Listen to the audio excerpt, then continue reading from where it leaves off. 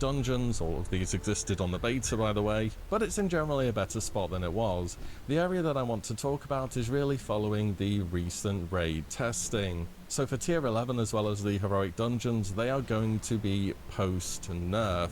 Now there is a potential with dungeons we might get a more difficult version, because Blizzard have mentioned they're planning to carry the Titan rune system over to Cataclysm, but as with many things with Cata, such as the high-res textures, the revamped auction house, and so on, we just don't really know what's happening because there hasn't been a ton of communication recently. With low enough gear going into the heroic dungeons, there's still going to be a lot of mechanics which just one-shot you, because that was most of the difficulty with Cataclysm heroics. You do a mechanic wrong, you just die. That's how they go. But I was admittedly looking forward to getting pre-nerf, not just for the dungeons, but for the raids as well, because everything throughout Classic has been pre-nerf so far. The Burning Crusade heroics, if you did those. Tier 5 with Lady Vash and Kael'thas, those weren't some pushover fights. And even Ulduar more recently was pre-nerf. We had the XT boss fight, which was impossible because it was so overtuned. And Blizzard even buffed tier 7 by 20% health and damage, which it was still so easy you could have forgot about it, to be fair. And I'm doing my Wrath of the Lich King review quite soon, and I have realized throughout Wrath that I've missed progression raiding. I've missed how it feels to work towards getting a boss down, learning its mechanics, working as a team, and finally achieving something. Encounters such as Professor Putricide, Yogg 0 week 1, Lich King Heroic 25 the first few weeks were some of my absolute favourite moments of Wrath Classic. And it's pretty simple, you put a lot of effort in, you get a reward out, it just feels good to do. And this had me hyped to Cataclysm. I wanted more of this. After all, everything we've done so far has been pre-nerf, and in the one expansion which is known for its difficulty pre-nerf, we're not doing that anymore. Blizzard have just recently confirmed this in an interview with Crix. I'm just going to play a quick clip here in case you haven't seen it. I'll link the full interview below as well. He asks a lot of good questions. When we were looking at the difficulty of the original Cataclysm's launch content, it felt like it went a step too far.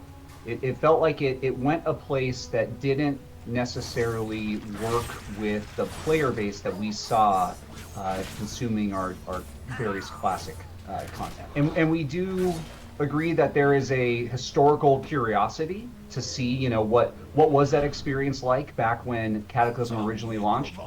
But it really seemed to apply to a much smaller proportion of the player base than we would want to create this time capsule experience for.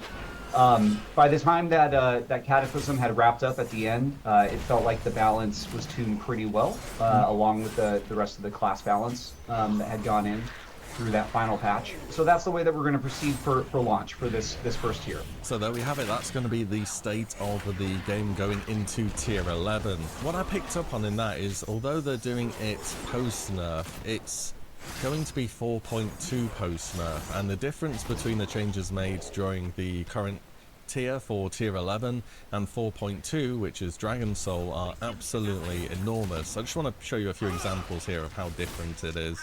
So for example here,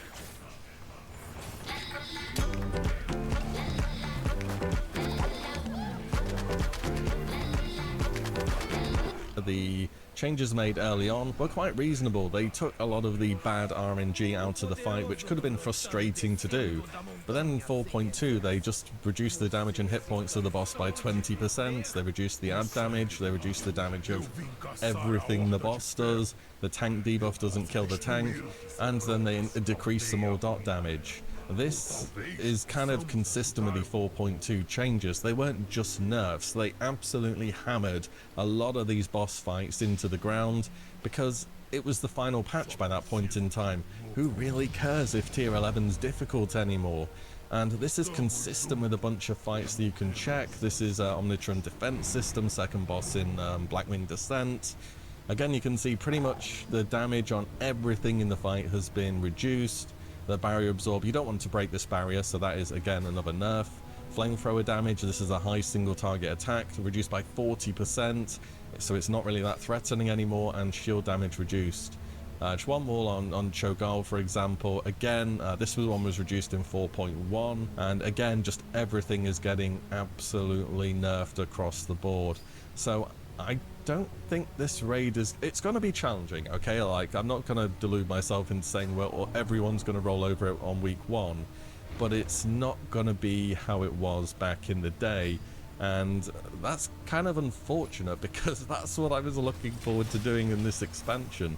I wanted some decent progression-based content. I have tested a bunch of these fights on the beta personally, and in one night, using 359 gear across the raid, we did Maloriak, Archimedes, Chimeron, and Conclave of Winds, which was just kind of surprising to me that we walked in there and we had a little bit of progression on all the fights, and I just really wanted to go back and see how the fights felt as they were back then.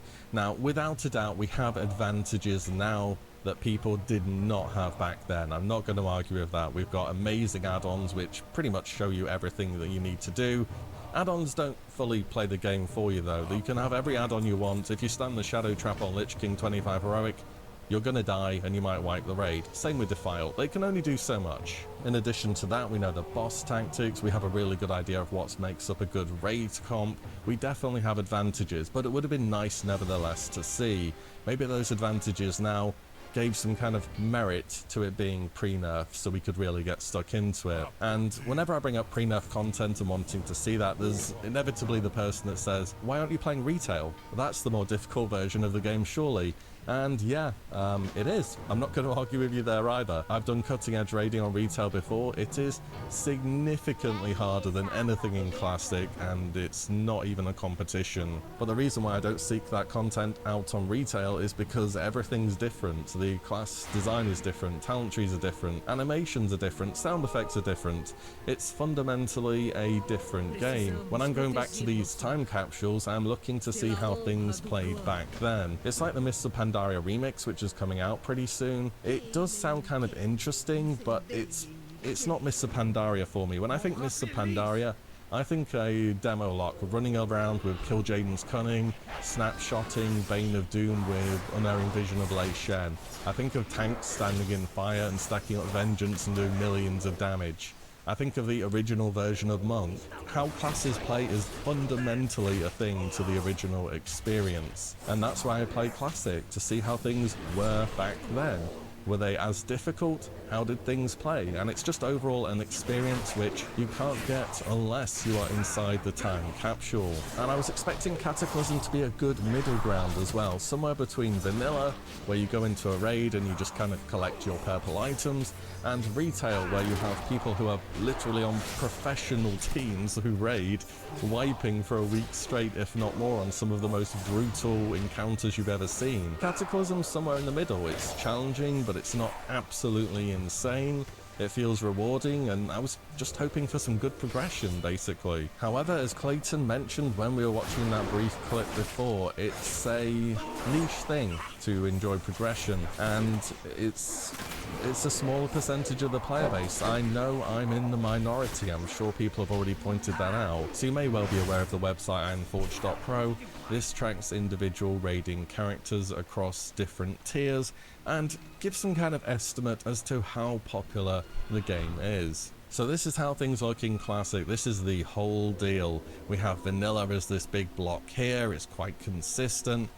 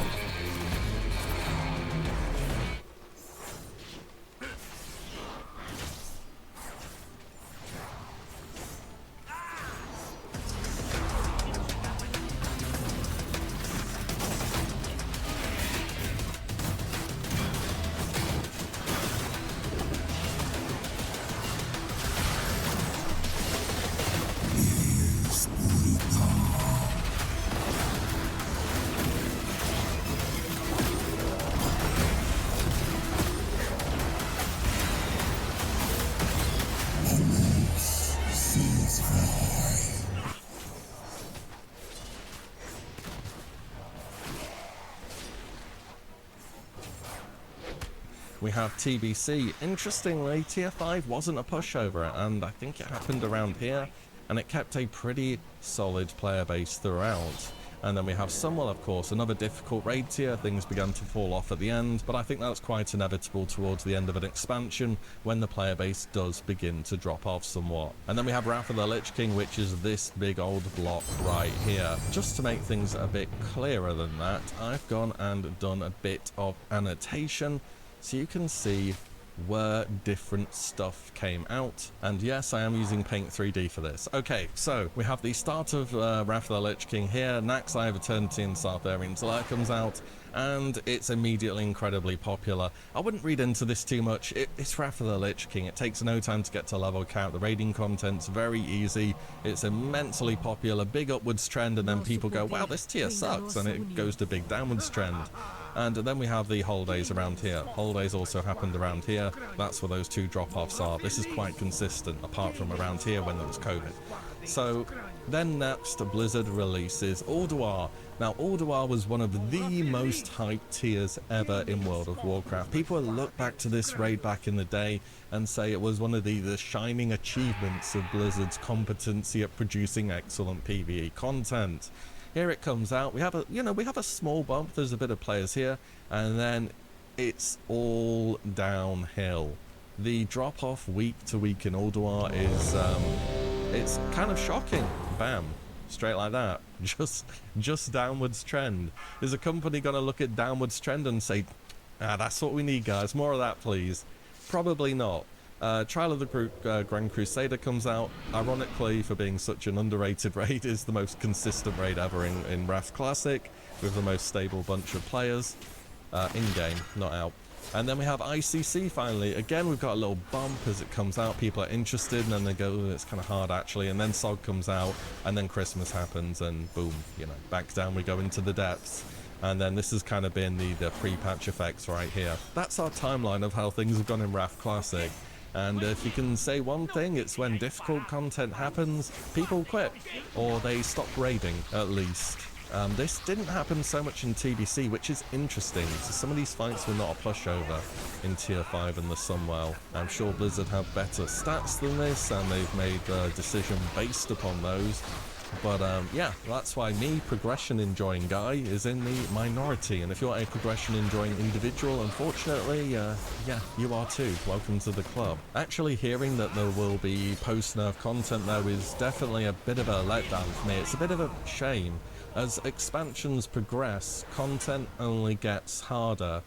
Wrath of the Lich King was the first step with hard modes in Ulduar and heroics in Icecrown Citadel.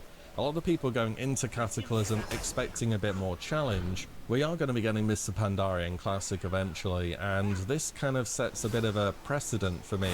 If they're doing pre-nerf content now, then they believe that's the correct way to release stuff, and that will be ultimately the most popular. Do you want to see pre-nerf Throne of Thunder? Do you want to see pre-nerf Siege of Orgrimmar? Or do you want them in their original versions so you can do some progression on them once again?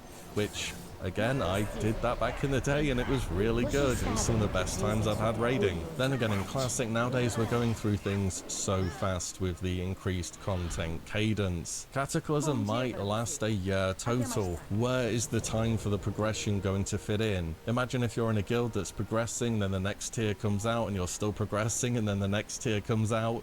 You never actually finish anything on Heroic, you're just in this perpetual progression cycle. That's going to burn you out. I've been in that position before. It does burn you out. But I do have a bit of a suggestion nevertheless.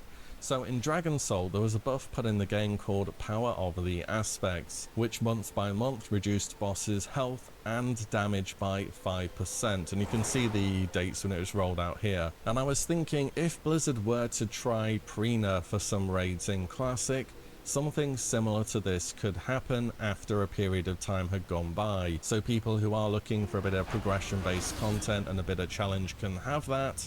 And then sometime later, we'll also be getting things nerfed. Except obviously it wouldn't happen month by month, because this is pretty much the duration of Cataclysmic here already. You'd need to do it probably week by week, which would be pretty fast as far as things go, but it might just need to be that way. Also, another thing to bring up with Cataclysm is the loot system as well. Typically in Wrath, there was different items in 10-man compared to 25, whereas in Kata you're always getting the same item, the heroic version's just a bit better. So technically you're getting this light, I suppose. But that's pretty much all I have for Cataclysm. It was just some comments on doing pre-nerf content versus post-nerf content. I am still looking forward to the expansion a lot, especially playing a healer during it. I thought the changes made to healing were great. But I just thought it was worth giving some feedback on that and seeing how other people feel about it, so definitely let me know below. Okay, that's Cataclysm. Let's move on to Season of Discovery. So I feel as though mentioning this is worthwhile briefly. It has been a lot of fun to see what they've done with the season.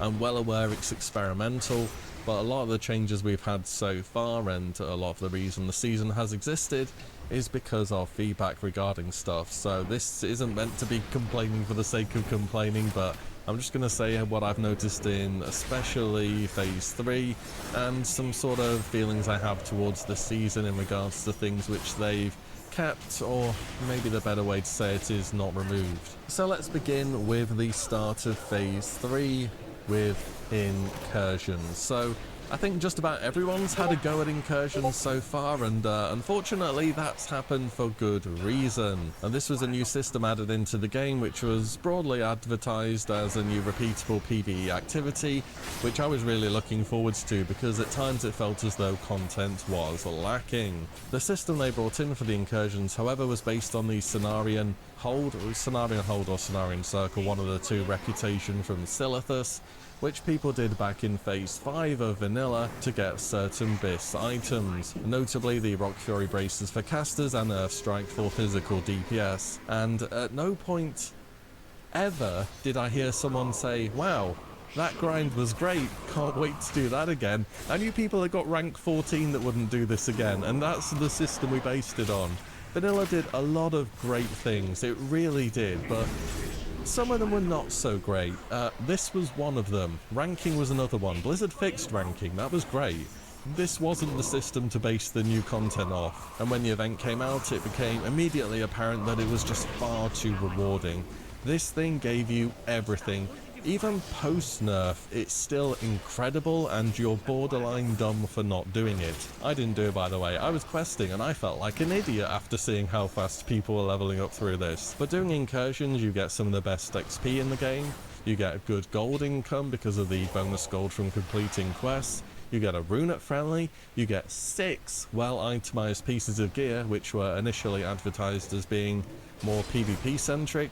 They're not, they're just kind of really good starter items and you can get them by Honored. You get 2 rings, the rings are kind of meh, so whatever, and you get 2 trinkets, but if you haven't done any other content, there are no other trinkets in the game because that's vanilla. I imagine at some point down the line Blizzard are planning to tie this event into the Green Dragon World bosses, but I don't know how that's going to go really, because incursions kind of need to be kept on the down low moving forwards. I get that Blizzard wanted to get people out of dungeon grinding in Phase 3 and into doing something out in the world, but this just traded dungeons for something else, and there really wasn't much benefit to go and quest as you usually would. Maybe incursions would fit better as a more endgame reputation type thing, and they didn't need as much gold and experience tied to them as they ended up getting. It's kind of difficult to say what to do with this content moving forwards, but the easiest thing is probably going to involve capping how many you can do in the space of a week, which doesn't necessarily have to be dailies. For example, in Cataclysm,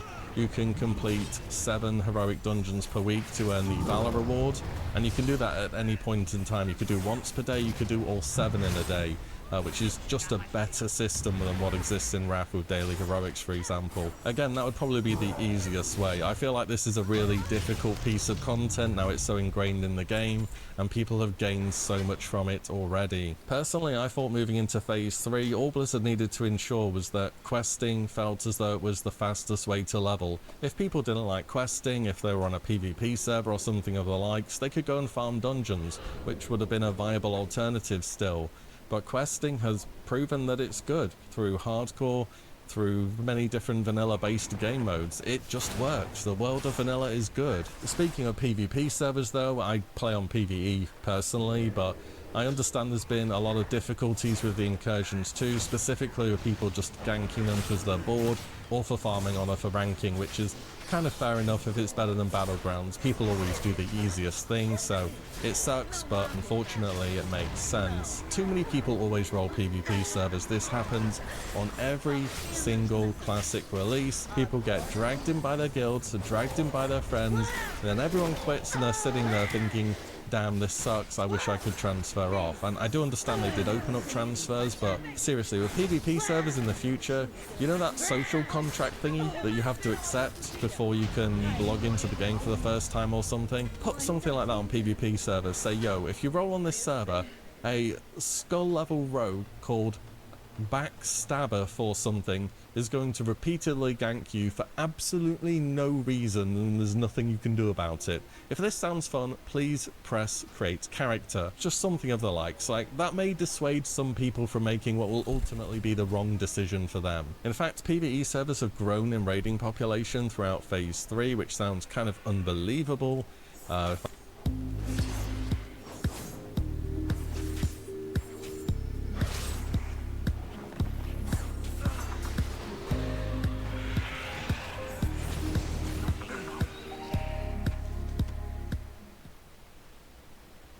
If I grab ironforge.pro here real quick and we go down to, I think, Wildgrowth US has plateaued a bit. There's not a huge amount of change there. Go to Wildgrowth EU and it's actually gone up in players because people are leaving PvP servers because they realize they picked the wrong server for them. Whereas if we check some of the biggest PvP servers, they are all down. In fact, the numbers plateaued in Phase 3 quite fast, and then they're already going down compared to what happened in Phase 1, which was absolutely booming, and Phase 2, which people are leveling here, and then it picked up quite a bit, but it just hasn't reached the same peaks in Phase 3. So what's up with that? Why hasn't Season of Discovery in Phase 3 experienced the same?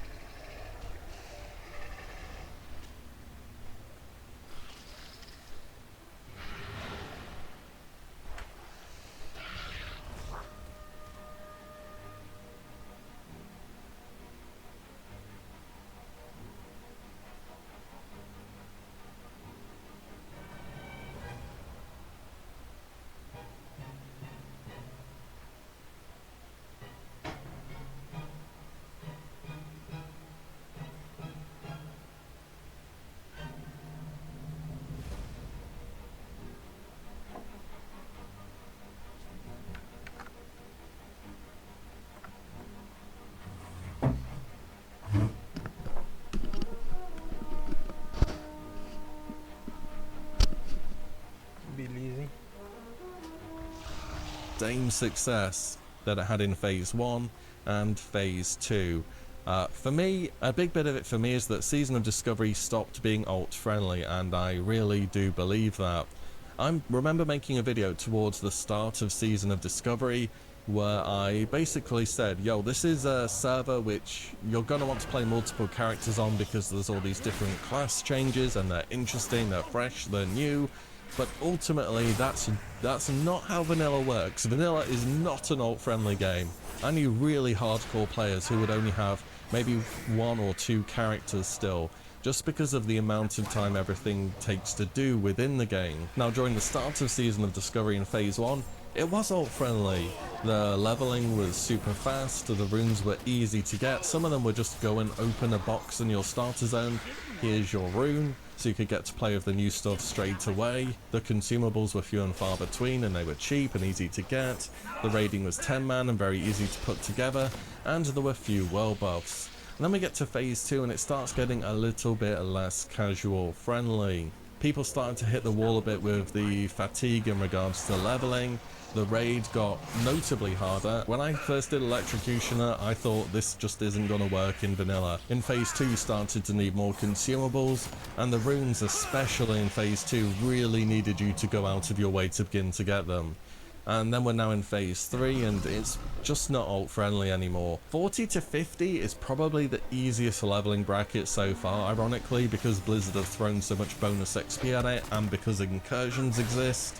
But everything outside of that takes so much time. The runes involve a lot of traveling, well, many of them do anyway. We now have more world buffs, including Songflower. The amount of consumables and enchants and so on we can get now with capped professions is excessive. I think this was a mistake in phase 3, allowing us to go to 300, because there are a lot of endgame crafting items, which, if you didn't pick Hunter on the character creation screen, you basically cannot farm them, so everything has got really expensive as a result. The thing is, in Season of Discovery, the classes are fun to play overall from what I've experienced. It's just to get to the point where you can start playing at endgame is not fun, and it just takes too long for me to want to invest in it in what is a seasonal server. And I think the best way I can really demonstrate this is, you know that one meme with the guy on the bus and you've got the one side which is the beautiful rolling hills and everything looks fantastic, and the other guy's looking at a brick wall the whole way and is miserable. That's how I feel about Season of Discovery right now. I think about playing a new class and I'm like, wow, look at all these rune combinations, that sounds super fun. I'll be able to do this and that, and it's going to be this whole new experience.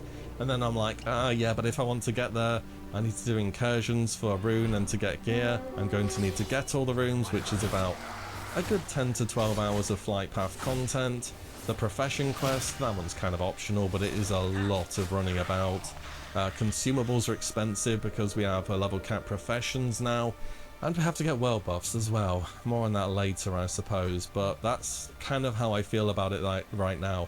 I like the idea in doing it, but I just don't want to invest the time which Blizzard are demanding that I do so in order to get to that point on my character.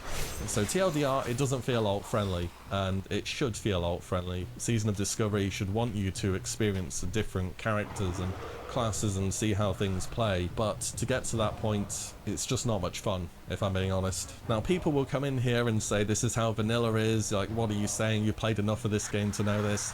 And yeah, it usually is, but it's a seasonal server. You may never see the phase 1 of Season of Discovery again, or phase 2 or phase 3. This could be a one-time thing, so why not make it easy? Why not just get us into the content and encourage people to, you know, discover new playstyles and so on. All in all, can we go back to the seasonal server feeling a bit more alt-friendly and encouraging us to try different stuff out? Because at the moment, Blizzard is throwing more...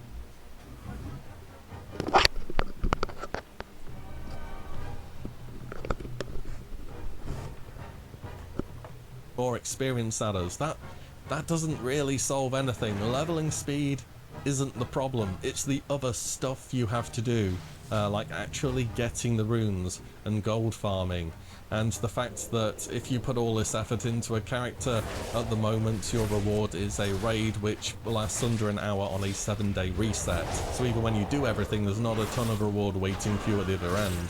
What I'd suggest first of all is which runes are gained in the same way across multiple characters become bind on account. You could have them on vendors where the NPCs are.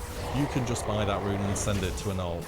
So I don't know about you, but I've done Dark Riders twice and I'm not about to do it for a third time. Next up is I think Blizzard have overplayed their hands in regards to the amount of travel needed for runes, and this might be a hot take, but people are going to look at this and say, oh, but you classic Andes, you love traveling around the world, right? You're always going on about how vanilla having a big world is a good thing, but usually in vanilla you can put a bunch of stuff together and then go do them all at the same time. Or if you need to travel somewhere, you travel for a long time, but then you get somewhere and you're there for a long time. You're there completing quests, doing professions, you're doing a raid, whatever it may be.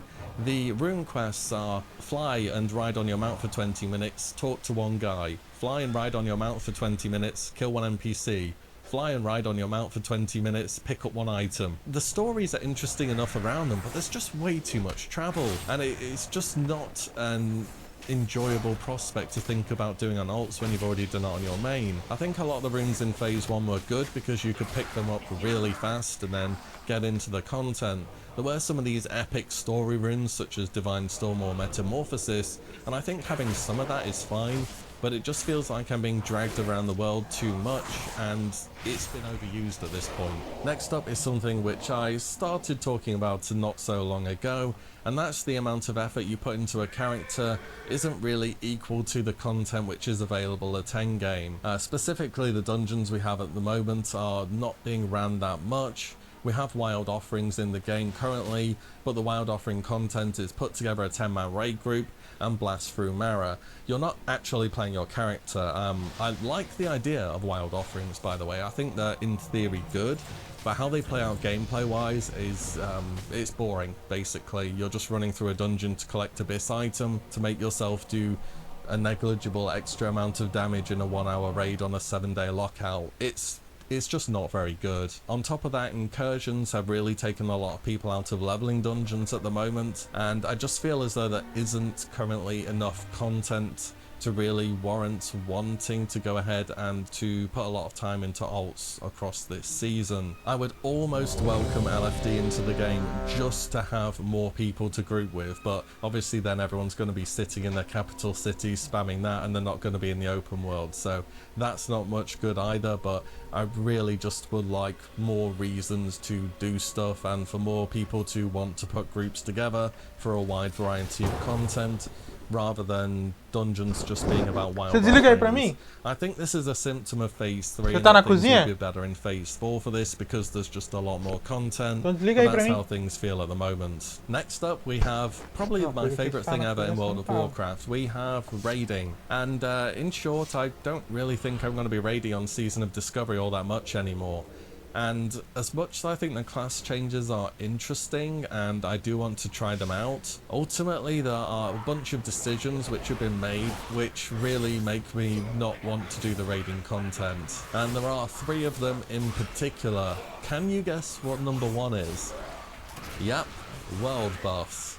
I really came into this season giving world buffs another chance. I did. This time around I rolled on a PvE server from the start. We have the Chronoboon in the game. It's never been easier to get your world buffs than it is in Season of Discovery right now. And they're just so bad for the game when it comes to raiding, I think. It feels as though it makes raids into such a stressful event because just one mistake is incredibly punishing. It's actually unreasonably punishing for how easy the game is supposed to be. If you die once in a raid with world buffs, minus 30% damage for the rest of the raid evening. You may as well just not even try, not pop any consumables, your tanks are going to be taking more damage, your healers are going to be doing less healing, and it cannot even be your fault either. I felt more stressed in vanilla raids with world buffs than I have progressing Lich King 25 Heroic. Because on 25 Heroic, I can be confident in my own abilities to handle mechanics. That's absolutely fine. If someone else makes a mistake, we go again, we learn, we improve, we'll get the boss down. In vanilla raids, it could be the healers didn't heal the tank, someone stood in some bad, someone over aggroed. And if you wipe because it's somebody else's fault, everyone's losing their world buffs, and there's nothing you can do about it. and when you lose them it feels absolutely terrible. Like, you generally just don't want to be there anymore. On top of that, it turns every raid into a speed run. Everyone's thinking, I've unbooned now, we need to go, my sunflower's ticking down, my consumes are ticking down, and it should just be more of a casual, friendly, fun environment, and that's just not what I get when I have world buffs in the raid. I'm a big fan of world buffs when they're in the world. I think leveling with world buffs is super fun. Even dungeons are fun with world buffs because there's no expectations in dungeons. You can just do them as much as you want and it's not a big deal.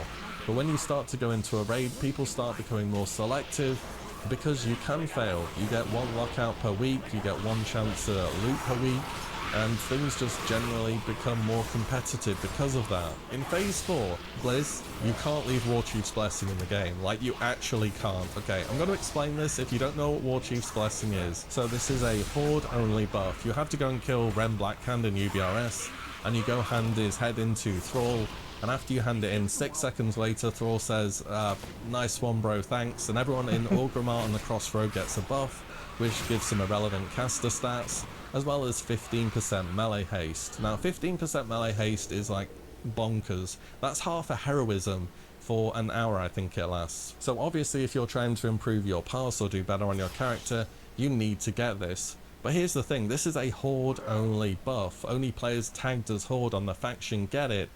However, if you're an alliance player and you get mind controlled or mind control capped just before the buff goes out whilst being in Crossroads or Orgrimmar, whilst you're mind control, you actually change faction for its duration and you can get this buff. If Blizzard leave this in the game and you're playing a melee class and you care about improving, you are going to have to get this. I don't know if they're going to leave it in or not, but I'm just going to throw out there a solution. There's a quest on the Alliance side. It starts in Western Plaguelands, and it has you go kill Nathanos Blightcaller in EPL. Yeah, the guy that was following around Sylvanas throughout BFA and Shadowlands. He's in Vanilla and he's a skeleton guy.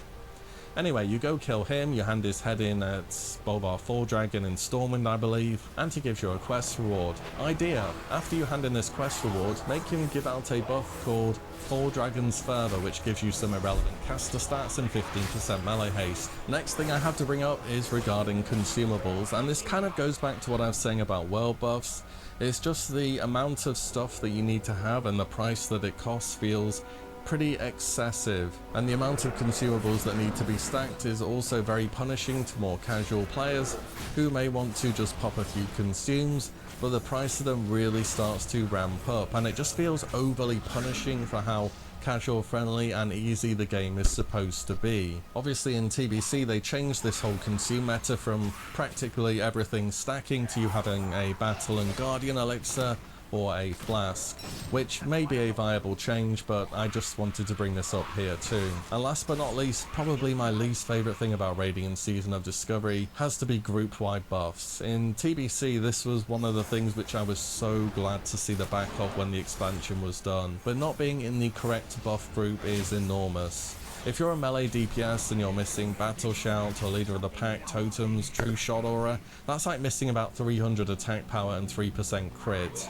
And in some cases it's similar for casters, there's not as much group stacking, but it can matter as well. Also, if you're playing a melee class and you don't manage to get Wind Fury, which is only available from Feral and Alliance, it's legitimately about 30% less DPS. Wind Fury is an absolutely enormous buff. And I played a Rep Pally back in TBC. Sometimes when we were running Zula Man or Akara, occasionally there was a caster stack and I couldn't get Wind Fury, or we just didn't manage to find a Shaman.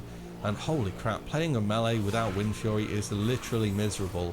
I would borderline rather not raid than raid without Wind Fury. It just makes too much of a difference. If there were anything between world buffs, consumables and group-wide buffs that were actually to change though, it may be the group-wide buffs, but imagine, right, they did change all these things though, so instead of world buffs you can't have them anymore, you can only have a guardian or battle elixir or a flask now instead of stacking consumes, and buffs were now raid-wide. Would that be how vanilla raiding is anymore?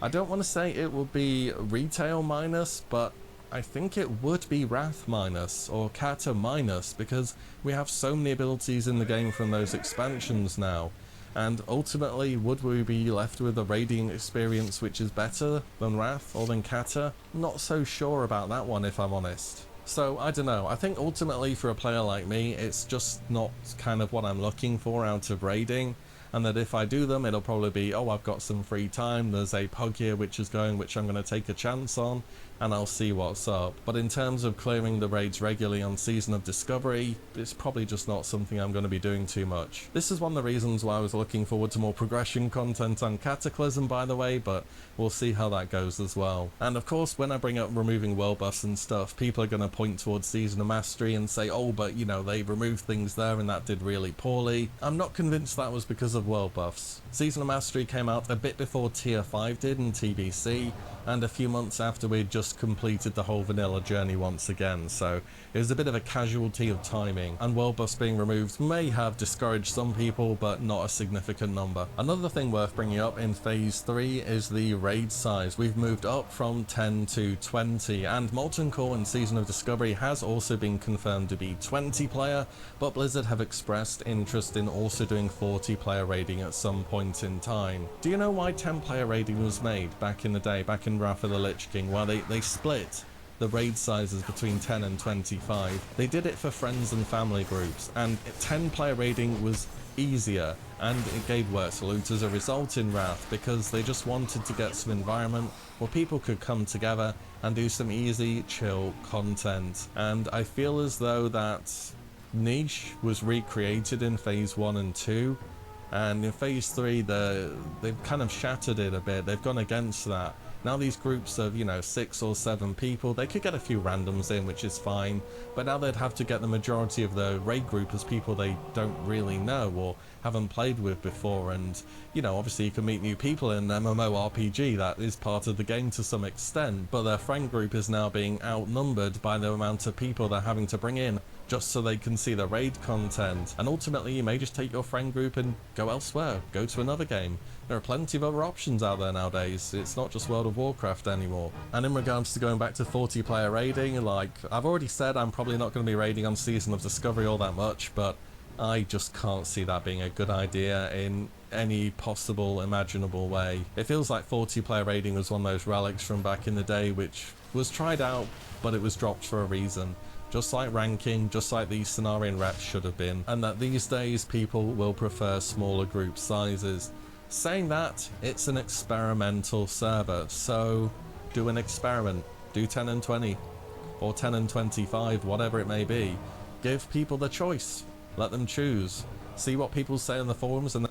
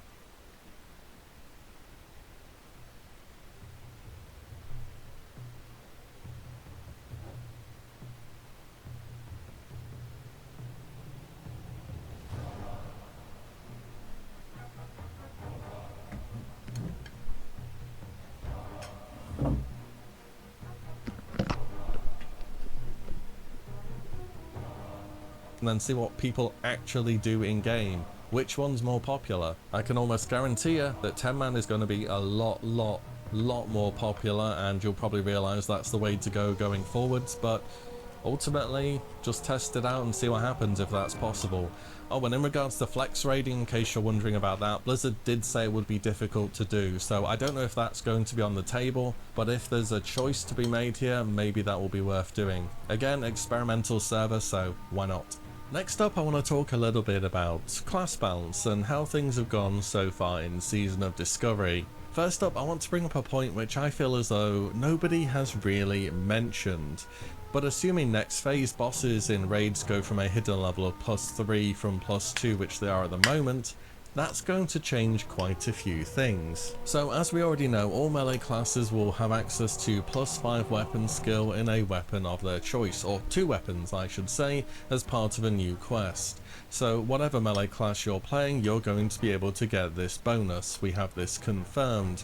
What this means is, in practice, your hit chance needed on special attacks goes down from 9% to 6%, which is very easily achievable. And I even believe it suppresses the innate 1% miss chance on all attacks in the game. I'm not 100% on that one though. On top of that, in vanilla, when you melee an enemy 3 levels above you, you have a 40% chance to cause a glancing blow, which reduces the damage of that attack by 35%. With +5 weapon skill, that damage penalty is lowered to 15%. So every melee spec in the game will be able to get 3% hit for free, as well as a 20% reduction on the damage penalty of glancing blows. This, by the way, was why weapon skill was a huge deal in vanilla. For casters, however, when bosses are moved back to having an invisible combat level of +3 instead of 2, that is going to be a bit more harsh on them, mainly because your hit count will go from 5% to 16% against those enemies.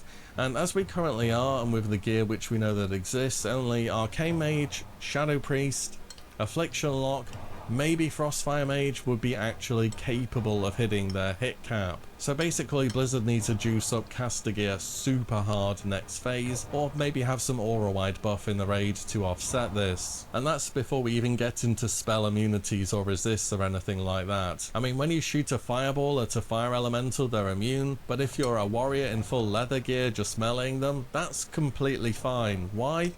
I don't know. I think warriors should have to equip full fire resist, or when they melee a fire elemental, they have a chance to drop their weapon and become disarmed because it's too hot. That seems RPG friendly to me. While we're on the topic of casters versus melee, because you know I love the subject, can casting talents which prevent spell knockback be extended to spell schools instead of certain abilities? Because some classes can't avoid spell knockback, such as Elemental Shaman, Shadow Priest, Arcane Mage and Arcane Blast, Destruction Lock on Shadow Bolt or Incinerate, and so on. Boomkin's got spell knockback prevention through the Eclipse rune on Wrath as well as Starfire.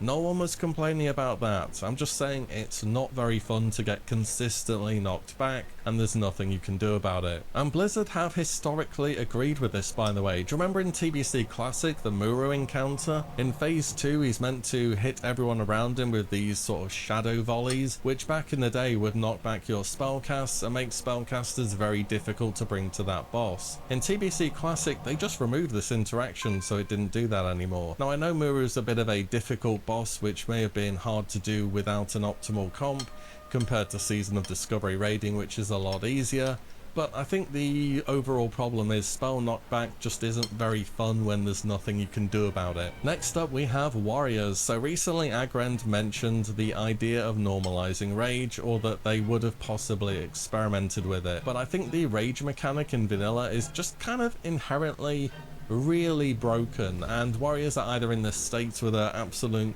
god tier in raids with all the buffs, or they're out of raid and they're feeling generally weak. I mean, if they're in raids, be broken, and warriors are either in this state where they're absolute god tier in raids with all the buffs, or they're out of raid and they're feeling generally weak. I mean, if you're a warrior player and you're saying, I can't believe people are complaining about warriors who are only good in raids, yeah, this is why they put rage normalization in the game, to make it a bit more parity across the board, as to you just not being super powerful at one point in time and feeling kind of weak the rest. They brought the weak up, and they brought this super good down. Then again, there would be complications around normalizing rage, and the basics of normalizing rage is you gain a set amount of rage when you attack, instead of how it works in vanilla, where the more damage you deal, the more rage you generate. Because in Kata, when rage was normalized, we didn't have stuff like heroic strike being next attack, it was an instant attack instead, and we also didn't have all these extra weapon attack effects such as Wind Fury or Hand of Justice, which you'll get next phase, or the Warrior tier set, or Sword Spec, or anything else. I honestly think normalizing rage wouldn't be as disastrous as you think it would be, to be honest, and that more Warrior players would benefit than lose out, but this thing needs some serious internal testing with some big Warrior brains who can figure it out, because as we stand at the moment, Warriors in Phase 4 are just going to be unbelievably broken.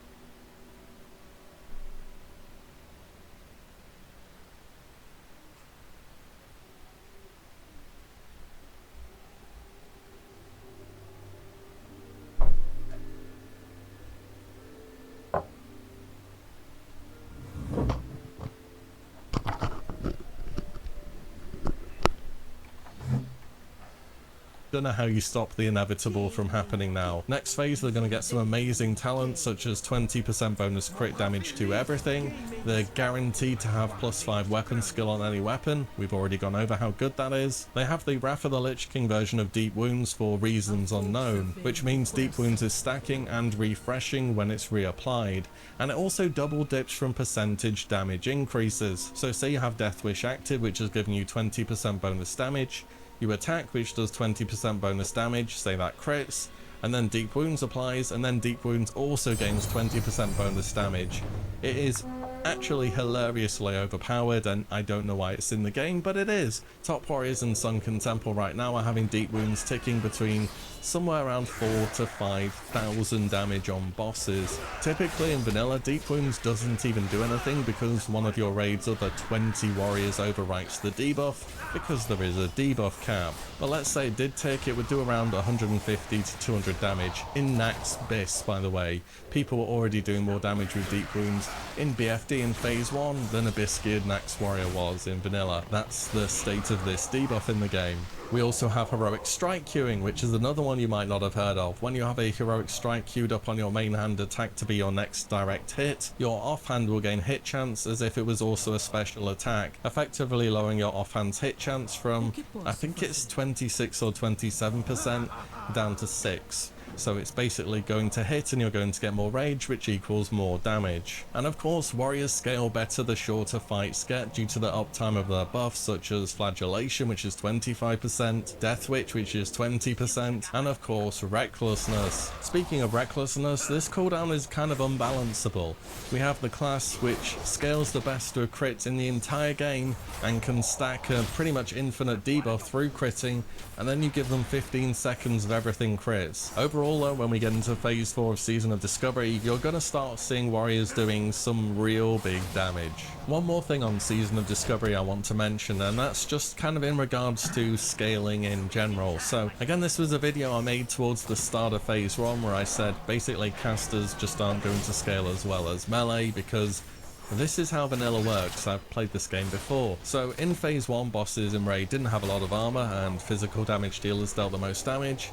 Then in phase 2 they put loads of armor on bosses and casters did more damage, and now it's melee's turn again in phase 3 because they can reduce a lot of armor on bosses. If we look at a 90th percentile over the last 2 weeks, this pretty much stays consistent, with the majority of physical damage dealers doing significantly better than casters on average, and again it's just due to raw scaling of how stats work in vanilla. Luckily for you, I've done an expert graph to give you an example of why things are this way. So essentially you can see here we have our DPS gain on this axis here, and when you equip stuff with strength and agility on, you actually get damage because they give you attack power and crit. The amount of crit you get per agility on a physical class is usually, I think, around 40 points per 1%, apart from rogue that's 30 points per 1%. And from agility, some classes get attack power and some classes get attack power from strength as well. When you're a caster and your secondary stats are these two, however, this one just doesn't do anything. Like, straight up it doesn't do anything basically. It's a bit of mana regeneration, which doesn't matter for a reason I'll get onto in a moment. However, intellect, casters need about 60 points of intellect per 1% crit, and it also doesn't give spell power in vanilla. So when you equip more intellect, you're getting lots of the extra stat, but it's not really making you do more damage. Imagine for a second if you're a physical damage dealer and the only way you got attack power was through the secondary stat attack power. Not through strength, not through agility, just the secondary stat. That's how casters work right now, and the bulk of the stats they get on their gear. Para você poder ser sua melhor versão, Redoxon reforça o sistema imune, prevenindo contra gripes e resfriados. Porque quando você se sente bem, você faz o bem.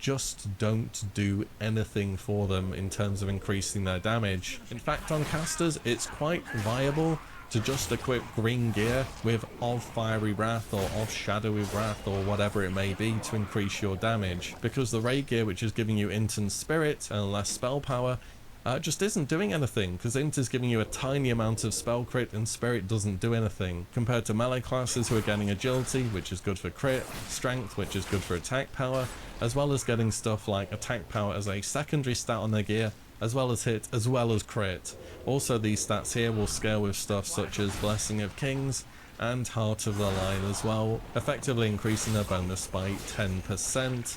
Whereas casters getting very little bonus. Now usually the benefit of stuff like intellect and spirit is to increase your mana pool over a period of time or directly to allow you to cast more spells, but in Season of Discovery Blizzard have made these two abilities called Shamanistic Rage on the Horde and Seal of the Martyr on Alliance, and they're kind of covering for your mana pool, so it devalues intellect and spirit even more. Now I have heard Blizzard want to rein this back in and make mana bars a bit more of a thing going into next phase, but going into Season of Discovery, thought it was a good thing that, you know, we all recognize that classes such as Boomkin, Shadow Priest, Ellie, Shaman, Ret, and so on, one of the reasons they were bad in vanilla is because they went in about a minute. And now that doesn't happen anymore, and it's kind of fine, I think, and going back to a scenario where you can go on a DPS just isn't very fun. The only spec where that fully makes sense, I think, is Arcane Mage, because they use their mana pool to increase their damage, which is a crazy idea. Imagine if other casters could do that. Ultimately, I think what Blizzard did in Cataclysm by tying spell damage to intellect was a good change overall for the game, but Blizzard could also go down the TBC or Wrath of the Lich King route and just throw loads of stats on endgame gear, which they should probably be doing. Either way, I just wanted to bring that up as a bit of a advanced thing for next phase to see how things go. I am still excited to see how phase 4 plays out as a whole, by the way, and I'll definitely still be leveling a character up and getting all the new runes, and I hope that Season of Discovery as a whole can make a bit of a comeback. But that's everything I have for today. Obviously a bit of a different type of video for me, and it's probably gone on quite a bit longer as well. I ended up having one or two things to say. If you made it to the end, thanks for watching. Let me know if you enjoy this type of content. Definitely down to do more in the same vein. And if anything stuck out to you, whether it was regarding Catus, Sod, anything in between, let me know in the comments down below. At the end of the day, this is all for sort of how I'm feeling about the game and feedback in regards to it. But with all that said, thank you all so much for watching and listening in. And I'll see you all in the next one very soon.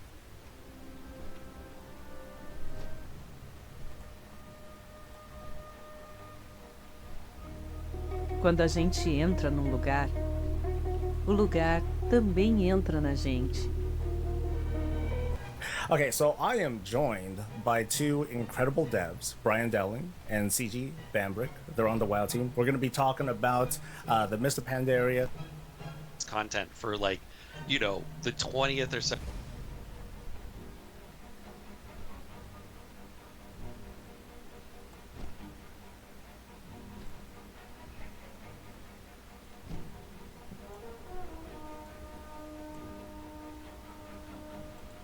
O sangue do lobo do gelo corre forte.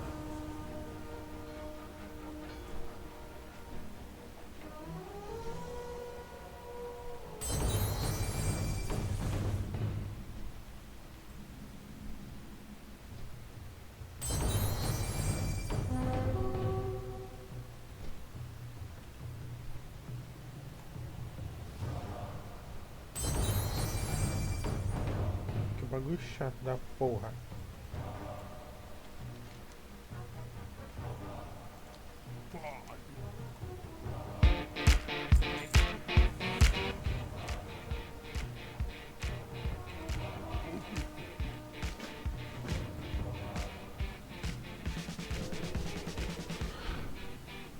Who gonna beat this time? Who gonna beat me down? Tell it, who gonna beat this time? Keep going on. What's gonna show me back? What's gonna show me back?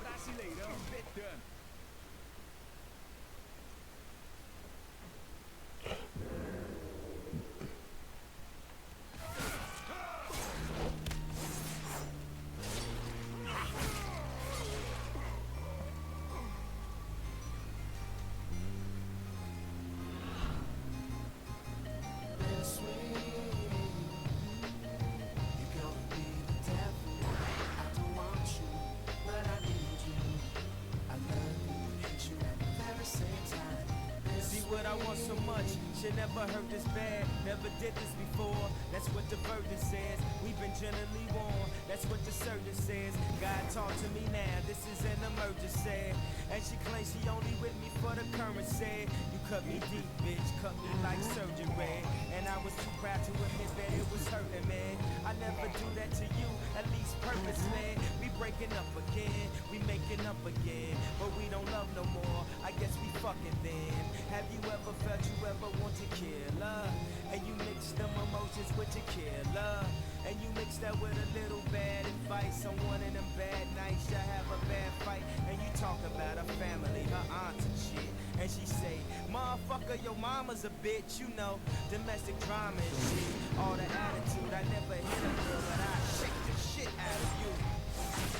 But I'ma be the bigger man, bigger man like bigger man. Oh, I guess I'm bigger edge.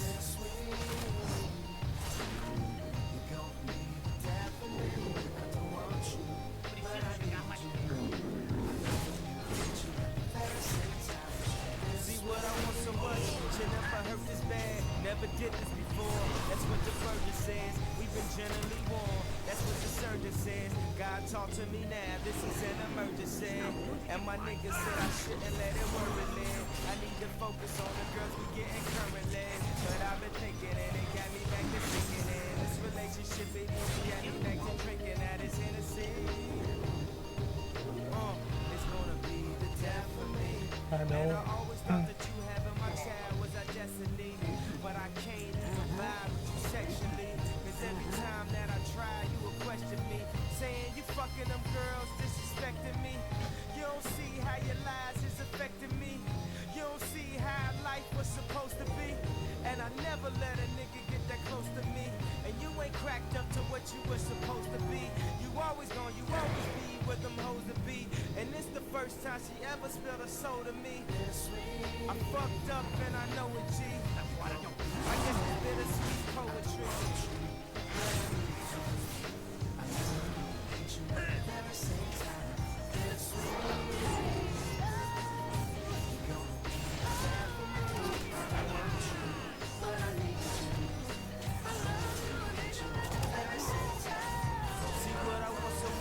Should never hurt this bad, never did this before. That's what the verdict says. We've been generally warned. That's what the surgeon says.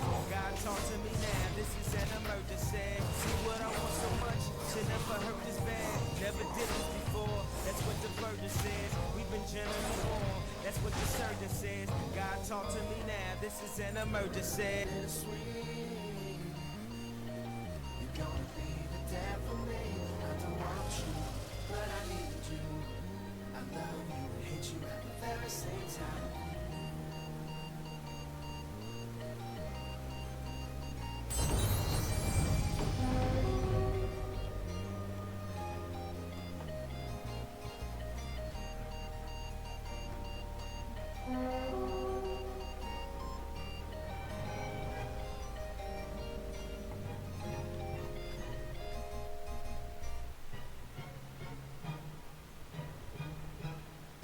Aumente sua receita e impulsione o crescimento com Google Ads. Alcance clientes de maior valor em todas as plataformas do Google, como Pesquisa, Shopping, YouTube e outros. Para ajudar você a começar sua campanha, agende uma consulta gratuita com um de nossos especialistas em Google Ads. Comece já.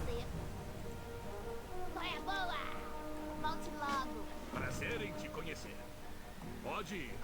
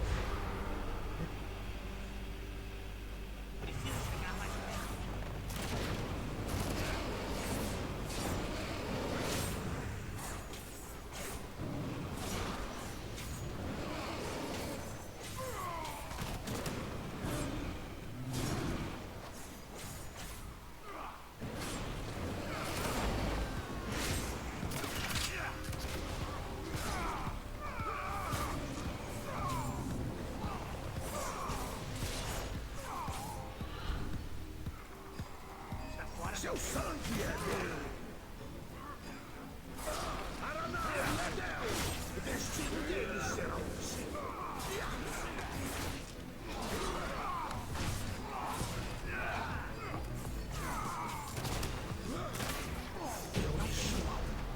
A noite.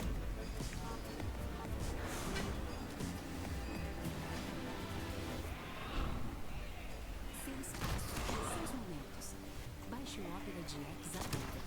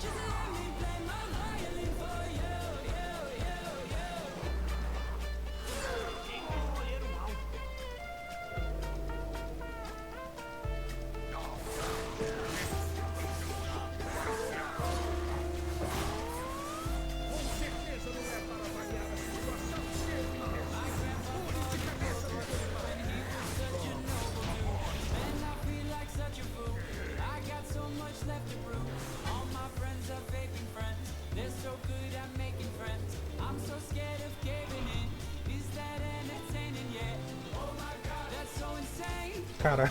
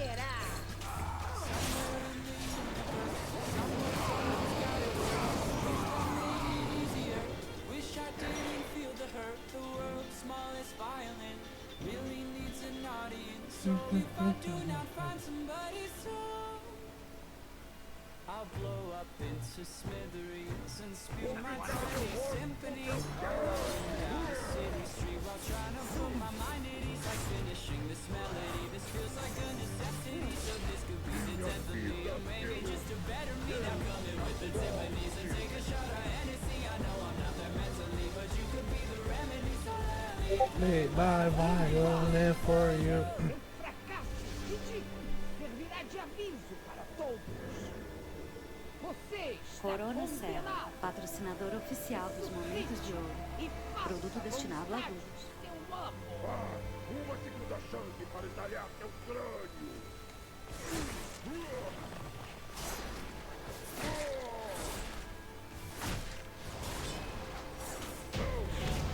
Espero que tenha gostado do que viveu no passado, mas precisamos de você no presente.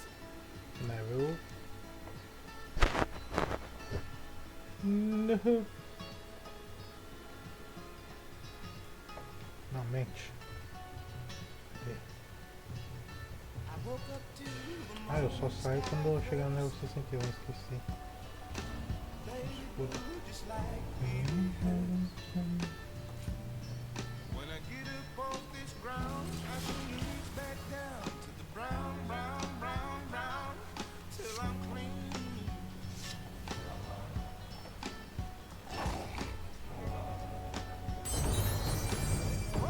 Caralho.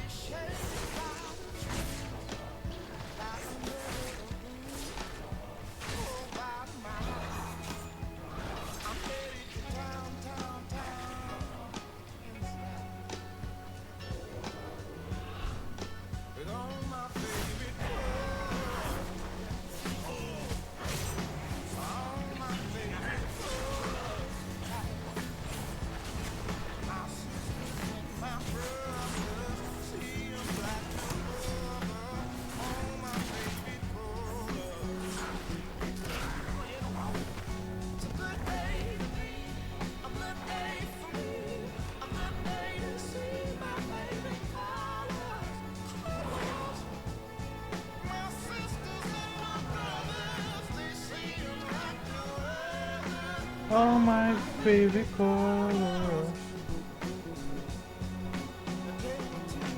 Tempo é dinheiro, chapa. Cuidado lá fora. Olho do lance. Tá bem. Ajudar não dói. Tenha um bom dia. Cuidado Nossa, aqui não tá dando nem. Prazer negociar com você. Tá dando nem XP isso aí.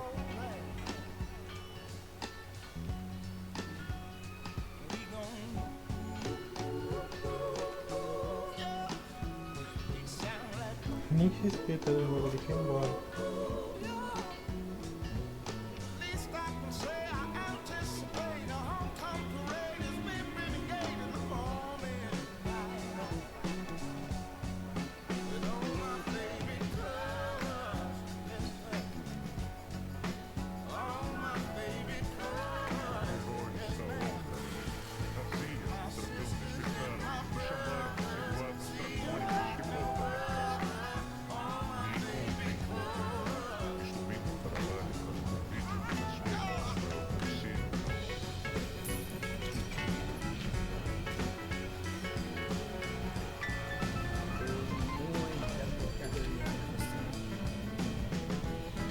Pensando se eu compro alguma coisa.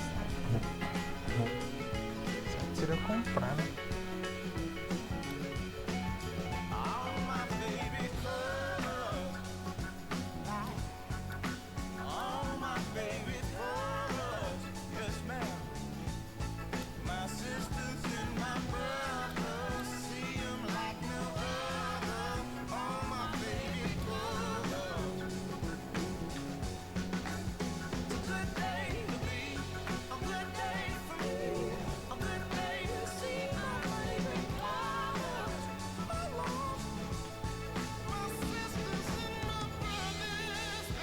Vou segurar, né? Quantas vontades eu tenho?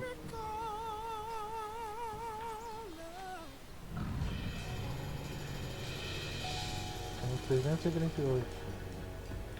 Dá pra segurar um. Eu tenho muitos sorte sims. Você gosta?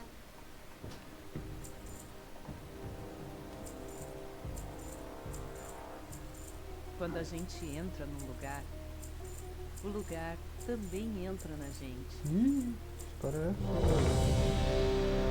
É como uma troca. Troca, troca. O espaço me transforma e eu transformo o espaço. Encontro de pessoas que se encontram no mundo. Novas perspectivas, uma outra visão. A tradição me guia, a inovação impulsiona. Cresço de fora para dentro, de dentro para Mano, fora. que comercial é esse, cara? Não sou como antes. Sou muito mais eu agora. Vestibular de Inverno 2024. Mano, tem sempre um DPS Inscreva-se agora. recusando, né, cara? Vai Prova se fuder, 23 mano. de junho. Olha lá, Curso perdi a de fila por causa Campinas. desse corno. Tradição que Tomar constrói no teu valores. cu, porra. Inovação que transforma a vida. Engraçado.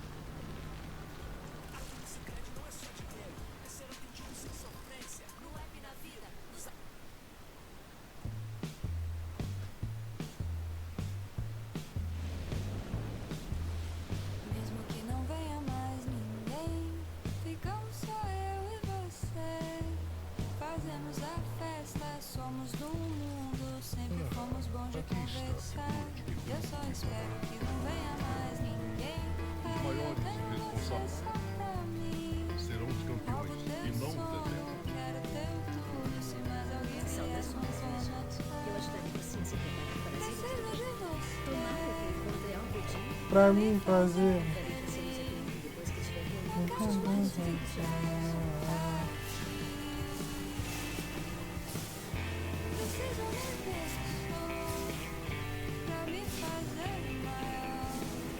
Mas quando você vem, eu fico melhor.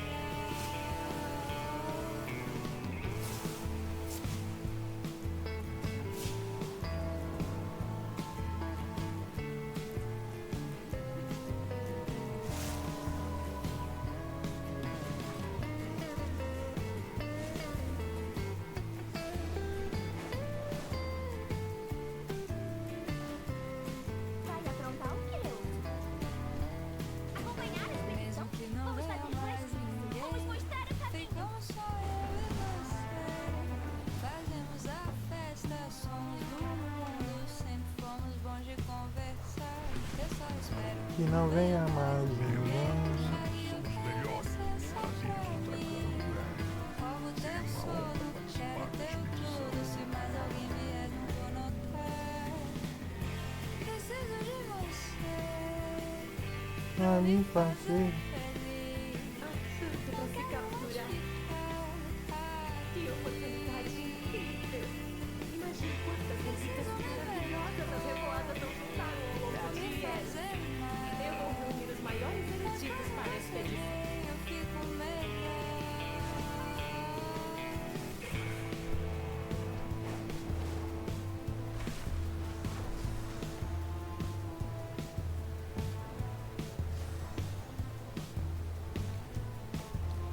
Mesmo que não venha mais ninguém, ficamos só eu e você. Fazemos a festa, somos do mundo, As sempre circunstâncias fomos nos bons de favorecem. conversar.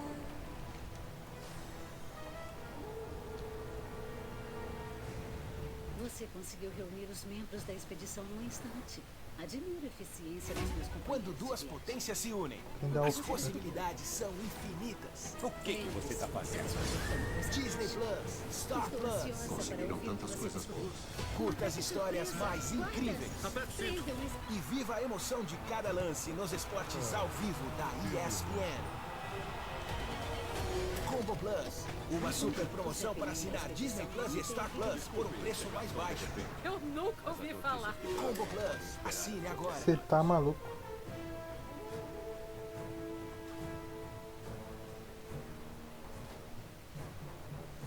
Atenção! Aproveite as últimas unidades à pronta entrega. Só na BYD Daruji você tem as melhores condições para comprar o carro eletrificado da número 1. 6 anos de garantia no veículo e 8 anos de garantia na bateria. Toda a linha BYD com taxa zero, ou bônus de até R$20 mil no seu seminovo, ou 1 ano de seguro grátis. Não vamos perder negócio. Só na BYD Daruji facilita a sua conquista do seu novo carro. Inteligente, eficiente e seguro. Redefina a sua mobilidade.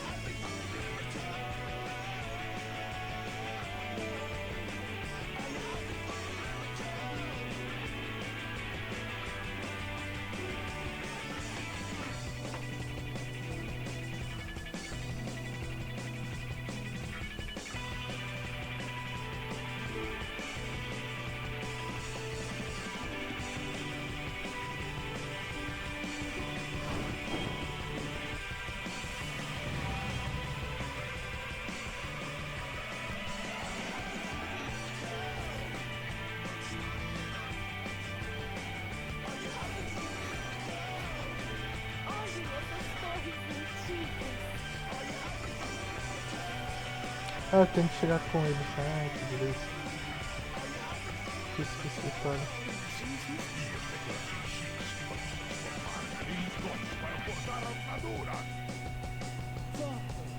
Fique de olho no céu. Nunca se sabe quando o perigo vai dar um rasante.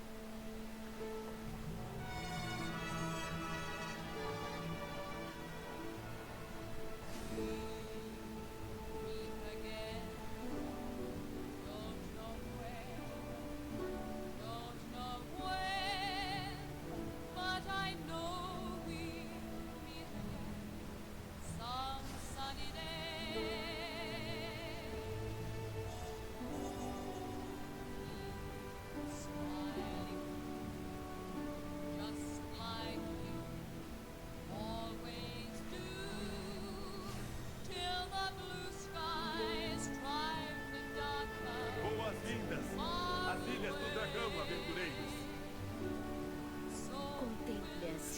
do dragão. Essa vai ser uma aventura de arrepiar.